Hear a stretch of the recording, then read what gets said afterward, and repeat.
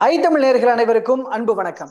இன்றைய சிறப்பு நேர்காணலில் நம்மோடு இணைந்திருக்கிறார் வானிலை ஆய்வாளர் திரு செல்வகுமார் அவர்கள். அவரிடம் பெங்கல் புயலினுடைய அடுத்த கட்ட நகர்வுகள் குறித்தும் தற்போது வரை ஏற்பட்டுள்ள பாதிப்புகள் குறித்தும் பல்வேறு விஷயங்களை பேச இருக்கிறோம். பேசலாம். வணக்கம் சார்.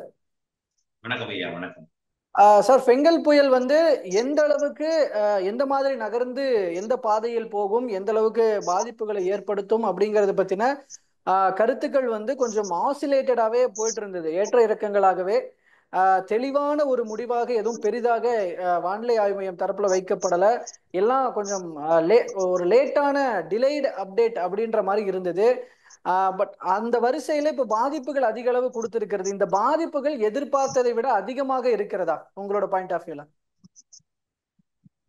எதிர்பார்த்ததை விட நான் எதிர்பார்த்ததை விட அதிகம் சொல்லல. எதிர்பார்ப்பு ஒன்றுதான். ஓகே. நான் தலைப்பிட்டதே ஆழ்ந்த காற்றழுத்த தாழ்வு மண்டலம் என்ற அணைக்கட்டுன்னு தான் போட்டிருந்தேன். தண்ணீர் புயல்னு ஒரு நாள் தலைப்பிட்டு இருந்தேன். இப்ப நெருங்கி மழை பெய்ய ஆரம்பிச்சப்ப நான் தண்ணீர் புயல்னு சொல்லவே இல்லை. தொலைவில் இருந்த போவே தண்ணீர் புயல், ஆழ்ந்த காற்றழுத்த தாழ்வு மண்டலம் என்று அணைக்கட்டுனா புயலா மாறுவதற்கு முன்பே ஆழ்ந்த காற்றழுத்த தாழ்வு மண்டலம் என்ற அணைக்கட்டுன்னு தான் போட்டிருந்தோம். அணைக்கட்டுன்னா மக்களை பீதிப்படுத்த கூடாதுங்கிற வார்த்தைகளால பீதிப்படுத்த திடீர்னு போய் சூப்பர் மார்க்கெட்ல உள்ளதெல்லாம் காலி பண்ணிடுவாங்க, நம்ம மேல ஒரு பிரச்சனை ஏற்படுத்திருக்காங்க. அது புரிதலுக்காக அப்படிதான் நடக்குது. அப்புறம் பழி நம்ம மேல வந்துடும். அதாவது நல்லது நடந்துட்டுனா பிரச்சனை இல்லை, சில பாயிண்ட்ல ஏதாவது தப்பிட்டுனா அப்படியே தலைகீழ வானிலையாளர்கள் தான் பேசுவாங்க. எதிர்பார்த்த ஒன்றுதான். இது சூசகமா எச்சரிச்சு கொண்டே இருந்த என்னிடம் கைபேசியில் அழைத்தவர்களுக்கு உறுதிப்பட தெரிவித்தேன். ஏன்னா அது ஒரு வதந்தியா போகாது, அவர்கள் முன்னெச்சரிக்கை இருக்குது. பல பேர்லாம் தரைத்தளத்தில் உள்ளதெல்லாம் மேல் தளத்துக்கே மாத்திட்டாங்க. அதுக்காக எல்லாரும் கைபேசியில் அழைச்சு பேசணும் அப்படின்னு நான் சொல்லல. புரிதல் வேண்டும். அதுல சூசகமா சொல்லும் பொழுது உங்களுக்கு எல்லாம் புரிதல் வேண்டும். அணைக்கட்டு அப்படின்னாலே ஒரு டேம திறந்துட்டா எப்படி இருக்கும், அதேதான். அதான் தலைப்பு. அடுத்தது பாத்தீங்கன்னா தண்ணீர் புயல். இது ரெண்டுலயும் வித்தியாசம் ரொம்ப இருக்கு. அப்புறம் வழித்தடம் அதேதான்.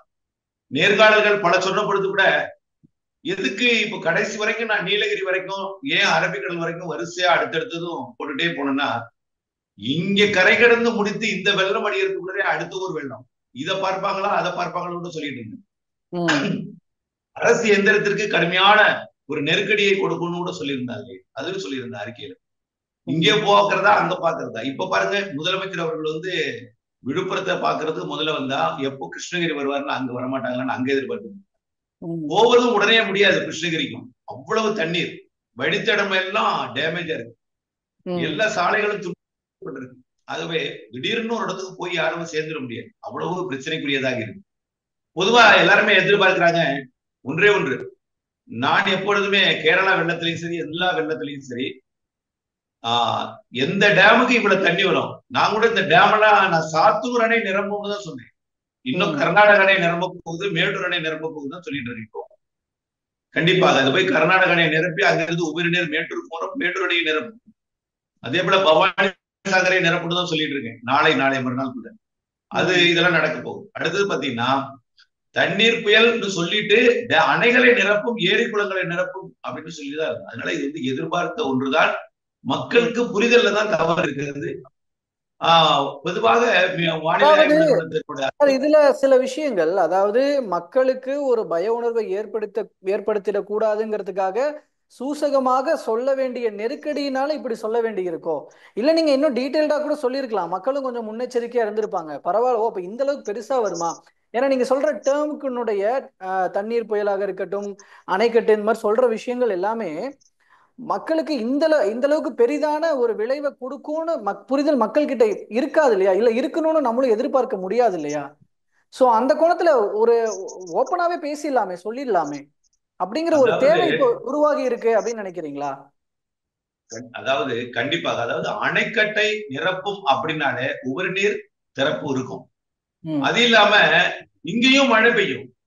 அணைக்கட்டில இருந்து திறக்கப்பட்டால் அந்த தண்ணீர் பொதுவா கடைமடை பகுதிகள் சொல்லிட்டே இருந்தேன். கடைமடை எது கடைமடை? கடலூர் மாவட்டம் கடைமடை பகுதி. ஊத்தங்கரையில் பெய்த 50 சென்டிமீட்டர் மழை, அது திருவண்ணாமலை மாவட்டம். ஆறுகள் வழியாவே வெள்ளம் எதுவுமே. ஆறு, வயல், வீடு, விளைநிலங்கள் எல்லாமே ஒன்றாக இருக்கிறது. அது எந்த டேம் கொண்டாலும் போகும். நீங்க ஊத்தங்கரை தண்ணீர் சாத்தனூருக்கு விட்டுருக்கு. சாத்தனூருக்கு வந்து சாத்தனூர்ல ஏற்கனவே 1,50,000 மேல திறக்கப்படுற தண்ணீரோட இது வந்து சேர்ந்து அப்ப எல்லாம் சேர்த்து 2,80,000 கண்ணாடி கடலூருக்குள் ஓடிக்கின்றது. கடலூர் ஆறு என்பது ஒரு பெரிய காவிரி ஆறு வந்து பெரிய தென்பண்ணை ஆறு என்பது காவிரி ஆறு போல பெரிய கொள்ளிட ஆறு போல பெரிய அகன்ற ஆறு கிடையாது. சும்மா ஒரு 50,000 கண்ணாடி கூட அது தாங்காது. அந்த ஆறுல இப்ப 2,80,000 ஓடுனா கண்டிப்பாக அது தாங்காத ஒன்றுதான். ஆனால் வானிலை வந்து எதிர்பார்க்க ஒன்று, எச்சரிக்கை சொன்னவர்களுக்கு எல்லாம் எச்சரித்துக் கொண்டுதான் இருந்தேன். ஆனா ஏற்கனவே நாம் பல நிகழ்வுகள் மழை பெய்யாமல் போனது காரணமாக இந்த புலி வராதுன்னு நினைச்சிட்டு இருக்காதீங்க, இந்த புலி வரணும்னு சொல்லியிருந்தேன். திரும்ப திரும்ப சொன்னேன், இந்த புலி வராதுன்னு இருக்காதீங்க, இந்த புலி வரணும்னு சொன்னா வடித்தளமா போட்டேன். வடித்தடத்துல அடுத்தது திருவண்ணாமலையில் மழை பெய்து கொண்டிருக்கிறது, அடுத்து கிருஷ்ணகிரி தர்மபுரி என்று சொல்லும் பொழுது ஐயோ, அதாவது நேரலை எடுத்தவர்கள் கூட ஐயோ போதும், பயமா இருக்கு, போதும், என்ன பஸ் ரூட் மாதிரி போட்டுட்டே இருக்கீங்க, பயமா இருக்குன்னு கூட நிறுத்த சொன்னாங்க. நான் நிறுத்திட்டேன். ஏன்னா அவர்களும் நினைக்கிறார்கள் மக்களை பீதிப்படுத்தக்கூடாது, இது நடாது, இது நடந்தால் பார்ப்போம் அப்படின்னு சொல்லி என்ன நிறுத்த சொல்லிட்டாங்க. அதுக்கு மேலே என்ன பேச கூட சொல்லல. இன்னொன்று, நீங்க அந்த பாயிண்ட் ஆஃப் அந்த பாயிண்ட் ஆஃப் வியூ இந்த இடத்துல வந்துட்டு நீங்க அந்த பாயிண்ட் ஆஃப் வியூல அதெல்லாம் சொல்லாம விட்டுட்டீங்க அப்படின்னா இதை கணிக்கிறதுல வந்து வானிலை ஆய்வாளர்கள் தவறு செஞ்சுட்டாங்கன்ற இப்போ நிகழ்வுகள்லாம் நடந்ததுக்கு அப்புறம் அத்தகைய குற்றச்சாட்டு எழுது. இப்ப அதற்கு ஒரு பதில் சொல்ல வேண்டிய நெருக்கடிக்கு தள்ளப்படுறாங்களே. அதாவது என்னை அறிந்தவர்கள் யாரும், என்னுடைய அறிக்கையை கேட்டவர்கள் யாரும் என்னை பதில் சொல்லவே, நீங்களும் சொல்ல மாட்டீங்க, என் அறிக்கையை கேட்டவர்கள் யாருமே என்னை குறை சொல்ல மாட்டார்கள். கடுமையாக எச்சரித்துக் கொண்டே இருந்தேன்.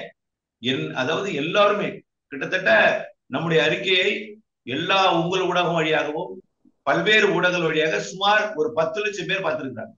தமிழ்நாடு முழுவதும் 10 லட்சம் பேருக்கு மேல பார்த்திருக்காங்க. இன்னும் அவர்கள் மூலமாக நிறைய பேருக்கு சென்றடைந்திருக்கிறது. அதாவது நம்பிக்கை வந்து கொஞ்சம் குறைவு. இன்னும் கூட அந்த மாவட்டத்தில இருந்து மழை பெய்ய போதுன்னு சொன்னவர் மழை தேவை, அவர் சொன்னாரு, சார் எனக்கு 1 சென்டிமீட்டர் பெய்தா போதும் சார், கொஞ்சோண்டு காஞ்சிட்டு இருக்கு, 2 சென்டிமீட்டர் போய் ஏங்க வெள்ளம் வரப்போகுதுங்க அப்படின்னு நான் சொன்னா, அவரு சார் வருமா சார், அடுத்தது வருமா, அடுத்த கேள்வி வருங்க, தயவுசெய்து இருங்க, பொறுமையா வரும் அப்படின்னு சொல்லிதான் வைக்க தெரியுது. இன்னொன்று, அதிகாரப்பூர்வ அறிக்கை வானிலை ஆய்வு நிறுவனம் தான் இது எல்லா ஊடகங்களும் எடுத்துக்கொள்றாரு. இப்ப என்னட்ட வந்து கேட்டாலும் ஏதோ ஒரு 5 நிமிடம் பேட்டி எடுத்து போயிடுவாங்க. அது 1000ல் 1 இது ஒரு சின்ன ஒரு செய்தியா ஓடிடும். திரும்ப திரும்ப தலைப்புச் செய்தியாக, திரும்ப திரும்ப பிளாஷ் நியூஸ் ஆகும், அப்படியே தலைப்புச் செய்தியா நாள் முழுவதும் ஓட்டக்கூடியது அவர்கள் செய்தி தான். ஆகவே அதை தான் நம்புவார்கள். அதுதான் அதிகாரப்பூர்வ அறிக்கைக்கு. நானும் அதை தான் சொல்றேன், அதிகாரப்பூர்வ அறிக்கைக்கு இந்திய வானிலை ஆராய்ச்சி அறிக்கை பார்க்கணும்னு சொல்றேன். ஏன்னா அதிகாரப்பூர்வம் அறிக்கை அவர்கள் தான். என்னை அதிகாரப்பூர்வமாக நியமித்தால் நானும் அதிகாரப்பூர்வமாவேன். ஆகவே அதிகாரப்பூர்வம் அறிக்கை நான் அல்ல. ஆகவே ஏதேனும் பிழை வந்தால் நமக்கு நம் மீது ஒரு குற்றச்சாட்டு எழும். அதற்கு வந்து நாம வந்து நம்ம அதாவது ரெஸ்பான்சிபிலிட்டி யார் இருக்கோ அவங்க தான் அதை வந்து முழுசா அதை எடுத்துக்கணும். நான் அது ரெஸ்பான்சிபிலிட்டி முழுசு இல்லை, நான் வந்து உதவியாகத்தான் இருக்கிறேன், துணையாகத்தான் இருக்கிறேன். இப்போ வரைக்கும் துணைதான், விவசாயிகளுக்கு ஒரு துணைவனாகத்தான் இருக்கிறேன் தவிர யார் ரெஸ்பான்சிபிலிட்டியா அவங்க தான் முழுமையான அது பொறுப்பேற்க வேண்டும் தவிர நான் எந்த வித ஒரு இல்லை என்று. நான் வழித்தடம் கூட சரியா போட்டேன். 18ஆம் தேதி அடுத்தது கூட வழித்தடம் தயாராகிவிட்டது. அடுத்தடுத்தது நிகழ்வுகள்லாம் டிசம்பர்ல இன்னும் நெருடியே இருக்கு. ஆகவே மழைப்பொழிவுகள் நிறைய இருக்கு. ஆகவே இன்றைக்கு கூட வழித்தடத்தை நாம் கூட ஆரம்பத்திலிருந்து அது கடலூருக்கும் விடும் மரக்காணத்திற்கும் இடையில தான் கரை கிடக்கும் சொன்னோம். கரையை கிடக்கிறதுக்கு முன்னாடி கூட மீண்டும் கடலூர் மாவட்டம் மயிலாடுதுறை மாவட்டம் வரைக்கும் வந்து முயற்சி செய்து பார்த்து விட்டுதான் போய் மீண்டும் மரக்காணத்திலே கரை கிடந்தது. நள்ளிரவிலே கடலில் இருந்து கொண்டுதான் அது 50 சென்டிமீட்டருக்கு மேல மழைப்பொழிவை மயிலத்தில் கொடுத்தது. ஆகவே அங்குமிங்கும் அலைந்து திரிந்து இறுதியில அது மரக்காணத்தில் தான் கரை கிடந்தது. ஆகவே இவையெல்லாம் கணிக்கப்பட்ட ஒன்று, மரக்காணத்தில் தான் கரை கிடக்கும். ஆகவே எதுவுமே பிழை இல்லை. இப்போ ஒரு சிறிய வழித்தடத்துல ஒரு மட்டும் மாற்றம், ஏன்னா அது பாலக்காட்டு கணவாய் வழியாக போகும் சொல்லியிருந்தோம். ஆனால் அது நீலகிரி மாவட்டத்துக்கு வடக்குப்புற வழியாக மைசூர் வழியாக போகிறது. அதாவது கோயம்புத்தூர் மாவட்டம் வழியாக இப்பொழுதைக்குள்ள மாற்றம். ஆமா, அதாவது நேற்றைக்கு அது வழித்தடம் தொடங்கி பொழுது கூட சிறு மாறிப்படுது. தரையேறிய பொழுது அது உடனடியாக ஆழ்ந்த காற்றழுத்த தாழ்வு மண்டலமாக இம்மிடியேட்டா விக்கிரவாண்டி வந்ததும் ஒரு காற்றழுத்த தாழ்வு மண்டலமாகவும் இமிடியேட்டா அது ஒரு வெல்மார்க் லோ பிரஷரா இருந்தா அது பாலக்காட்டு கணவாய் வழியாக திரும்பி இருக்கும். ஸ்ட்ராங்கா போயிட்டு இருக்கு. அதனால ஸ்ட்ராங் வரைக்கும் வடக்கு தான் போகும், கொஞ்சம் வடக்கு வைத்துத்தான் போகும். செயலிழக்க தான் தெற்கு வைத்து வரும்.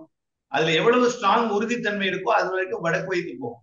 இப்போ அது வடக்கு வைத்து போய்கொண்டிருக்கிறது. அதாவது இப்ப எங்க இருக்குன்னா கிருஷ்ணகிரி மாவட்டத்தை தாண்டி கொண்டிருக்கிறது, கர்நாடகக்குள்ள நுழைந்து கொண்டிருக்கு இப்போ. இதனால இப்போ கர்நாடகாவில கனமழை பொழிந்து கொண்டிருக்கிறது. ஒட்டுமொத்த கடலோர கர்நாடகா, கேரளாவுல மழை, மேற்கு தொடர்ச்சி மழை, நீலகிரி மாவட்டத்தில் மழை, இப்போ கோயம்புத்தூர் வடக்கு மழை தொடங்கி இருக்கிறது. பாலக்காட்டு அதாவது வாடையாறு செக் போஸ்ட்ல மழை தொடங்கி இருக்கு. இப்போ இதன் காரணமாக ஈர்ப்பு வடகிழக்கு பருவக்காற்று இப்போ தமிழ்நாட்டின் நுழையுது. அந்த சுழன்று இழுக்கிற காற்று இந்த நம்ம பதிவு செய்து கொண்டிருக்கிற மதிய நேரத்துல மீண்டும் அச்சுறுத்தும் மழை கடலூர்ல பொழிந்து கொண்டிருக்க நெய்வேலி, வடலூர் மற்றும் பெரம்பலூர் மாவட்டத்திலே மழை பொழிந்து கொண்டிருக்கு. திருவண்ணாமலை மாவட்டத்துல, சேலம் மாவட்டத்துல இப்போ மழை, அச்சுறுத்தும் கனமழை. இப்போ இடியுடன் கூடிய மழை பொழிந்து கொண்டிருக்கு. எப்போதும் இடியுடன் மழை பொழிவு இருக்கும். ஏன்னா அது சுழன்று இருக்கும் பொழுது கிழக்கு மற்றும் தெற்கு காற்று வந்து அங்க இணையுது. கிழக்குல இருந்து ஒரு குளிர்காற்றும் தெற்கு காற்றும் அங்க சுழன்று இருக்கும்போது ஒரு நம்முடைய சேலம் மாவட்டத்திலும், கடலூர் மாவட்டத்திலையும், திருவண்ணாமலை மாவட்டத்திலையும், பெரம்பலூர் இணைந்து கொண்டிருக்கிறாங்க, மழை பொழிகிறது.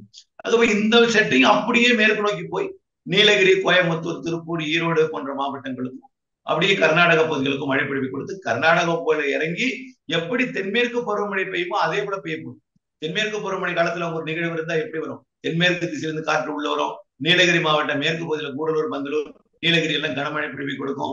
பவானி சாகருக்கு நீர்வரத்தை கொடுக்கும். இப்படிப்பட்ட அமைப்பை நாளை ஏற்படுத்த போகிறது. ஓகே, இதுல முக்கியமா ஒரு எல்லாராலும் கவனிக்கப்பட்ட இல்ல ரொம்ப எல்லாரும் ஷாக்கான ஒரு விஷயமாக இருந்தது திருவண்ணாமலையில ஏற்பட்ட அந்த நிலச்சரிவு அப்படிங்கிறது. கிட்டத்தட்ட 3 இடங்கள்ல, இன்னைக்கு கூட ஒரு இடம் சேர்த்து பார்க்கும்போது 3 இடங்கள்ல நிலச்சரிவு அப்படிங்கிறது. இன்னும் போகிற வழியில எல்லாம் அடுத்தடுத்து மலைப்பகுதிகளும் இருக்கிறது. சோ இந்த மாதிரியான நிலச்சரிவுகள் ஏற்படுவதற்கான வாய்ப்புகளும் இன்னமும் இருக்கிறதா? திருவண்ணாமலையில ஏற்பட்ட நிலச்சரிவை பற்றிய ஒரு வானிலை ஆய்வாளராக உங்களுடைய கருத்தும் அண்ட் அடுத்து நிலச்சரிவு ஏற்படுவதற்கான வாய்ப்புகள் பற்றிய உங்களோட கருத்தும். அதாவது திருவண்ணாமலை மாவட்டத்தில் பெய்த மழை கொஞ்ச நேரம் பெய்யல, 24 hours கனமழையா பெய்யுது திருவண்ணாமலை மாவட்டத்துல. திருவண்ணாமலை மாவட்டத்துல அங்கேயே 40 சென்டிமீட்டர் எல்லாம் பெய்திருக்கு. விழுப்புரம் மாவட்டம் அங்கேயே 30-40 எல்லாம் பெய்திருக்கு. ஆக தொடர்ச்சியாக ஒரு இடத்துல வலுத்து பெய்தா. நீங்க சொல்றது திருவண்ணாமலை மாவட்டம், நீங்க வந்து மழைமானி உள்ள இடத்துல 35 இருக்கலாம். ஒருவேளை அந்த மலை மீது காற்று புயல் இருந்தா அது 50 கூட இருக்கலாம் அந்த இடத்துல. ஆக பாறை என்ன செய்யும், ஏதோ ஒரு சின்ன கல் பிடிப்புலதான் நிற்கும். ஒரு சின்ன சின்ன மணல் பிடிப்புலையோ அல்லது அழுத்தமான ஒரு பாறை, அந்த கிராவல் சொல்ற மாதிரியே ஒரு செம்மண், அந்த செம்மண் பிடிப்புல அப்படியே ஒட்டிட்டு இருக்கும்.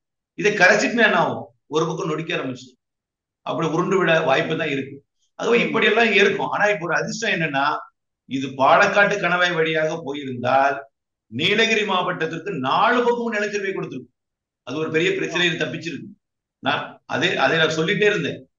அதாவது மிகப்பெரிய ஆபத்து விலகி இருக்கிறது என்னன்னா, இது ஸ்ட்ரைட்டா இது வந்து இப்ப தருமபுரி வழியா போனிச்சு போகும்போது, அதாவது நம்ம சொன்னது கோமிகணை வழியா, தருமபுரி மாவட்டம் வழியா, கிருஷ்ணகிரி மாவட்டம் வழியாக அது போயிடுச்சு நீலகிரி. இப்ப மைசூர் பார்க்க போகுது, மைசூர் அப்படியே வயநாடு குடகு போய் அப்படியே அரபிக்கடல் போகுது.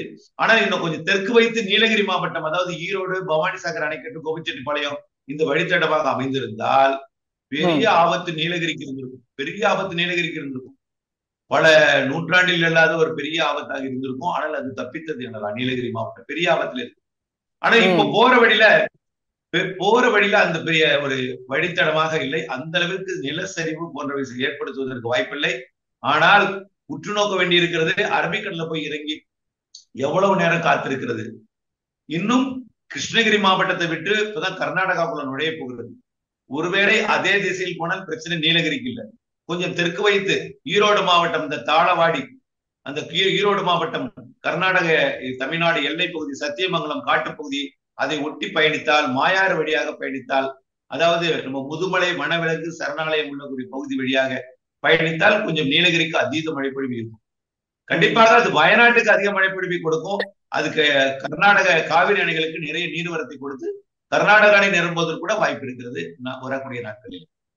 ஆனா நீங்க சொல்ற அந்த தெற்கு நோக்கி கொஞ்சம் நகர்ந்துச்சுன்னா, நீங்க சொன்ன அந்த நீலகிரிக்கான தப்பித்து எந்த ஆபத்துல இருந்து தப்பித்ததோ அந்த ஆபத்துக்கு வாய்ப்புகள் இருக்கலாம், வரலாம், ஒருவேளை தெற்கு நோக்கி வந்துச்சுன்னா. அதாவது மத்தியில போனாதான் பெரிய பிரச்சனை. இப்ப டச் மட்டும் தான் இருக்கும். முதல்ல நம்ம வந்து சரியாக நீலகிரியை பிடித்தோ நீலகிரி தொட்டு கொண்டோ போகணும் பண்ணோம்.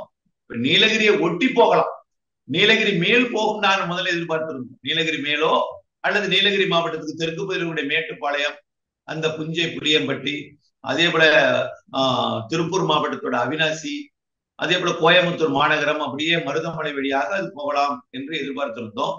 ஆனால் இப்பொழுது நீலகிரி மாவட்டத்திற்கு வடக்கு பகுதி வழியாக போகிற காரணத்தினால கொஞ்சம் தள்ளிதான் போயிட்டு இருக்கு. இப்போ வரைக்கும் மைசூர் வழியாக போக போகுது. நெருங்கி வந்தால் நீலகிரிக்கு கூடுதல் மழை, இல்லைன்னா வழக்கமாக தென்மேற்கு பருவமழை பெய்யக்கூடிய கூடலூர், பந்தலூர், பைக்காரா, அந்த ஊட்டிக்கு மேற்கே உள்ள பகுதிகளுக்கு நிறைய மழை பொழிவை கொடுக்கும். அதே போல அவலாஞ்சி உள்ளிட்ட பகுதிகளுக்கு கொடுத்து பவானி சாகருக்கு நீர்வரத்தை கொடுக்கும். மேற்கு தொடர்ச்சி மலைப்பகுதிகளில் தென்மேற்கு பருவமழை பெய்யக்கூடிய வால்பாறை மற்றும் கோயம்புத்தூர் மாவட்ட அந்த பொள்ளாச்சி, இந்த கிணத்துக்கடவு, இந்த பகுதிகளெல்லாம் நிறைய மழைப்பொழிவை கொடுக்கும். தென்மேற்கு பருவமழை எங்க பெய்யுமோ அங்கே நல்ல மழைப்பொழிவு கொடுக்கும். அது இல்லாம வடகிழக்கு பருவமழை, வடகிழக்குல இருந்து இப்போ விழுப்புரம் மாவட்டத்துல பெய்து கொண்டிருக்கக்கூடிய மழையெல்லாம் அங்கதான் வரும். இப்போ பாலக்காட்டு கணவாய் நோக்கி தான் வரும். விழுப்புரத்துல பெய்து கொண்டிருக்கக்கூடிய மழை, சேலத்தில் பெய்து கொண்டிருக்கூடிய மழை ஈரோடு போகும். கடலூர்ல பெய்து கொண்டிருக்கக்கூடிய மழை அப்படியே நாமக்கல், கரூர், அப்படியே திருப்பூர் மாவட்டம் வழியாக அது பொள்ளாச்சி பகுதியை நோக்கி போகும். அதெல்லாம் இரவு நடக்க இருக்கிறது. இன்றைக்கு இரவு நல்ல மழை பொழிவு கோயம்புத்தூர் மாவட்ட பகுதிகளுக்கும், திருப்பூர் மாவட்ட, ஈரோடு மற்றும் கரூர் மாவட்ட பகுதிகளுக்கும், நாமக்கல், சேலம், கிருஷ்ணகிரி, தருமபுரிக்கும் இன்னும் மழை இருக்கிறது. இன்றைக்கு இரவு அதிகமான மழை நீலகிரி மாவட்டத்திற்கு வடக்கு பகுதியில் கூடிய கர்நாடக பகுதி, நீலகிரி மாவட்டத்திற்கு மேற்கு பகுதியில் கூடிய கேரள பகுதி நிறைய மழைப்பிடிப்பு, வெள்ளப்பெருக்கு. வயநாடுக்கும் அந்த பாதிப்பு இருக்கிறது. வயநாடு குறிப்பாக வயநாடை உற்று நோக்க வேண்டும். காரணம் என்ன, வயநாடு ஏற்கனவே நிலச்சரிவு ஏற்பட்டிருக்கிறது. அங்கே மண்ணா மட்டும்தான் இருக்கு. அங்க நிலம் ஈஸியா அரிக்கிறதுக்கு வாய்ப்பு இருக்கு. ஏன்னா அங்க புல் இல்ல, ஏற்கனவே புல்லெல்லாம் கரைஞ்சி புல்லெல்லாம் அடிச்சுட்டு போயிடுச்சு, வெறும் மண் இருக்கு. ஏற்கனவே நிலச்சரிவு ஏற்பட்டப்போ ஒரு தெரிப்பு இருக்கு, எல்லா இடத்துலயும் ஒரு விரிசல் இருக்கும். விரிசலுக்குள் தண்ணீர் கொண்டால் மீண்டும் ஒரு வயநாட்டில் ஒரு நிலச்சரிவு ஏற்படலாம். இந்த ஒரு வாய்ப்பும் இருக்கு. இந்த நிகழ்வு நாளை போய் அரபிக்கடல் இறங்கிய பிறகு அதோட தீவிரத்தன்மை தெரிய வரும். ஓகே, இப்போ இதுல இந்த தண்ணீர் வெள்ளத்தை பத்தி இப்போ நீங்க சில விஷயங்கள் பேசும்பொழுது நான் தெரிஞ்சுக்க நினைக்கிறேன். இப்போ இந்த எல்லா இடத்துலயும் மழை வர்றதுனால இப்போ கர்நாடகால இருந்தெல்லாம் அடுத்து தண்ணீர் திறந்து விடுவாங்க. அப்ப தண்ணீர் உள்ள வரும்போது இந்த காவிரி ஆற்றங்கரையோர பகுதிகளுக்கு ஆல்ரெடி மழை பெஞ்சு அதனால ஏற்பட்ட ஒரு மழை பாதிப்பு அப்படிங்கிறது ஒரு பக்கம் இருக்கு. இன்னும் தண்ணீர்லாம் திறந்து விடும்போது ஆல்ரெடி எடுத்த ஆக்ஷன்ஸ், இந்த உபரி நீர் திறந்து விடுறது, இதனுடைய வெளிப்பாடு இன்னொரு 4-5 நாட்கள்ல தான் தெரிய வரும் அப்படிங்கிறதெல்லாம் நீங்க கொஞ்ச நேரம் முன்னாடி நம்ம தனிப்பட்ட முறையில பேசும்போது நீங்க தெரியப்படுத்தினீங்க. அப்ப இந்த தண்ணீர் திறந்து விடுவது ஆற்றங்கரையோர மக்களுக்கு இன்னும் விலகாத பாதிப்புகள், இனி வரப்போற பாதிப்புகள்னு ஏதாவது இருக்கிறதா?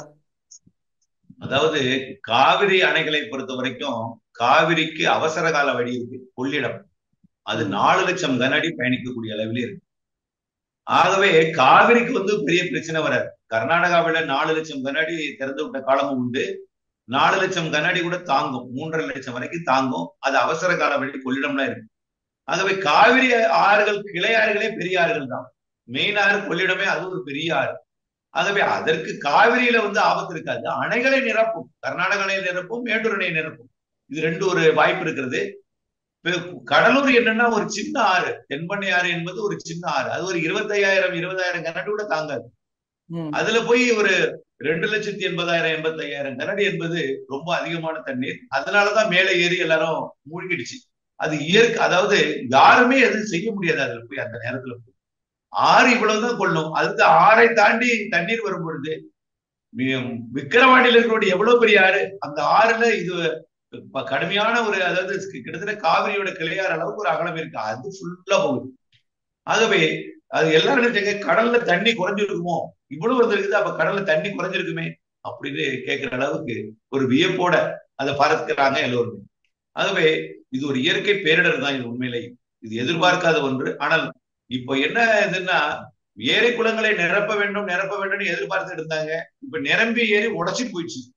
இது எப்படி சேமிக்க போறாங்க அந்த ஏரிக்குள்ளங்கிறதா தெரியல. அதுதான் ஒரு பெரிய வேதனை. அளவாக பெய்திருந்தால் உள்ளே இருந்திருக்கும் அந்த டேமுக்குள்ளே. ஏரி குளங்கள்ல சேமிக்க முடியாத அளவுக்கு குளம் உடைச்சிட்டு போயிடுச்சு. விவசாயிகள் எதிர்பார்த்திருந்த நெல் தானியங்கள், அவர்களுக்கு விவசாயம் செய்ய வேண்டும் என்று எதிர்பார்த்திருந்தார்கள். இப்போ விவசாயிகளுக்கு அந்த முதலீடே இல்லாமல் போயிடுச்சு. அது வேற, விளைச்சலுக்காக நெல் தண்ணி எதிர்பார்த்தார்கள், தண்ணீரை சேமிக்கவும் முடியவில்லை, விளைபொருளும் பாழாகிவிட்டது. இனிமேல் அடுத்த கட்டத்துக்கு அந்த நிலத்தை சீர் செய்யணும்னா அடுத்த வருஷம் தான் அதை சரி செய்யலாம். இன்னமும் ஒரு பயிர் செய்யணும்னா. ஆகவே இது மழை பெய்தும் பயனில்லாமல் போய்விட்டது எல்லாமே. ஓகே, சோ பெரிய பேரிடர் தான் அப்படின்றீங்க. நான் நிறைவாக ஒரு விஷயம் சார், இப்போ இந்த இடத்துல இந்திய வானிலை ஆய்வு மையம் இன்னும் தன்னிடத்தில் மேம்படுத்திக் கொள்ள வேண்டிய சில விஷயங்கள் இருக்கு அப்படின்னு நீங்க எதுவும் பார்க்கறீங்களா? ஏன்னா நான் சொன்னது போல, ஆரம்பத்துல சொன்னது போல, நிறைய விமர்சனங்கள் ஒரு பக்கம் எழுந்துகிட்டு இருக்கு. இன்னும் இந்த மழையெல்லாம் முடியறதுக்குள்ள இன்னும் என்னென்னலாம் நடக்க போகுதுன்றதை பொறுத்து அந்த விமர்சனங்களும் குற்றச்சாட்டுகளும் அதிகரிக்குமா அப்படிங்கிறதும் ஒரு பக்கம் கேள்விக்குறியா தான் இருக்கிறது. ஸோ அந்த பாயிண்ட் ஆஃப் வியூல இன்னும் சில விஷயங்கள் இந்த இடத்துல தவறிவிட்டார்கள், இன்னும் இதெல்லாம் வந்து சரி பண்ணி இருக்கலாம், இல்ல இன்னும் இதெல்லாம் தேவை அப்படிங்கிற ஒரு பாயிண்ட் ஆஃப் வியூல உங்ககிட்ட ஏதாவது பாயிண்ட்ஸ் இருக்கா? அதாவது ஒரே ஒரு வார்த்தையில என்னகிட்ட என்ன இருக்கு? எந்த சேட்டலைட் இருக்கு? எந்த ரேடார் இருக்கு? எதுவுமே இல்லை. இருக்கக்கூடிய கணினியை வச்சு, உலகத்துல இருக்க கிடைக்கக்கூடிய தனியார் அமைப்புகள் வழங்கக்கூடிய ரேடார் படங்களை வச்சு, செயற்கைக்கோள் படங்களை வச்சு, வெப்பநிலை படங்களை வச்சு கணிக்க முடியும். நம்மகிட்ட வந்து தனியா இதுக்காக செலவு பண்ணி பெரிய அளவு முதலீடு போடணும்னு கூட தேவை கிடையாது. அந்த அளவுக்கு தான் என்னை பொறுத்த வரைக்கும் இது தெரிகிறது. ஆகவே பிழை எங்க இருக்குன்னு எனக்கு தெரியல. ஆனால் காரணமும் எனக்கு புரியல. இதற்கு மேல் நான் அது வந்து விளக்கமும் புரிதலும் நான் உங்களுக்கு கொடுக்க விரும்பல. அதுதான் என்னன்னு எனக்கு தெரியல. அவ்வளவுதான் என்னுடைய கருத்து. ஓகேங்க சார். ஸோ பல்வேறு தகவல்கள் தற்போது வரைக்கும் இந்த பெங்கால் புயல் ஏற்படுத்தி இருக்கிற விஷயங்கள், இன்னும் அடுத்த கட்டமாக நடக்க போகிற விஷயங்கள் என்ன அப்படிங்கிறத பற்றியும் சொல்லியிருக்கிறீங்க. இன்னும் தொடர்ந்து பேசலாம், புயலுடைய நகர்வுகள் நகர நகர. தற்போது வரை பல தகவல்களையும் கருத்துக்களையும் எங்களோடும் எங்கள் மூலமாக மக்களோடும் பகிர்ந்துகிட்டதுக்கு ரொம்ப நன்றிங்க சார். நன்றி ஐயா, நன்றி நன்றி.